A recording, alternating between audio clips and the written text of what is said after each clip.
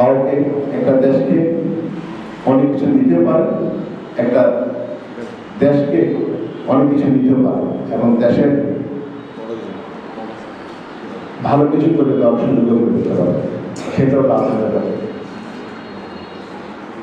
আমি হঠাৎ গত পরশুদিন আমার ভাইরা বলল যে আপনি একটু সেটাকে আসেন, বসেন, আমাদের প্রেস মিডিয়ার সাথে কথা বলেন। যেহেতু এখনো প্রবাসে আমরা কর্মরত আছি, আমি বেশিরভাগ মাসে এখন প্রায় 20 থেকে 25 দিন দেশের সময় দিই, 5 দিন এখনো প্রবাসে থাকি। যেহেতু আমরা রেমিডেন্স দরকার, আমরা প্রবাস থেকে টাকা এনে এখানে নিজের সমাজ, নিজের দেশের, নিজের পরিবারের জন্য খরচ করি। আমরা চাই কি করে, কি করলে, কার সহযোগিতা হলে এবং কি কি পদক্ষেপ নিলে আমরা এই সেবা নোয়াখালী এবং আমার দেশকে আমরা উন্নয়ন করতে পারবো। তো অন্য দেশে কোনো সরকার, কোনো দলীয় এককভাবে কিছু করতে পারে না, সেখানে সাধারণ মানুষ, সংবাদ মিডিয়া এবং যারা আছে সবাই একে অপরকে সহযোগিতা করতে পারে।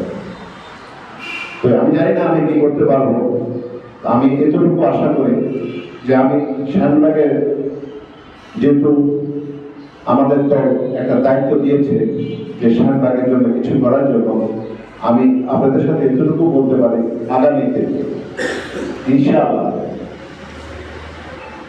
আমাদের অন্তর্বর্তী সরকার একটা নির্বাচন দিবে, সুষ্ঠু, নিরপেক্ষ, নির্দলীয়।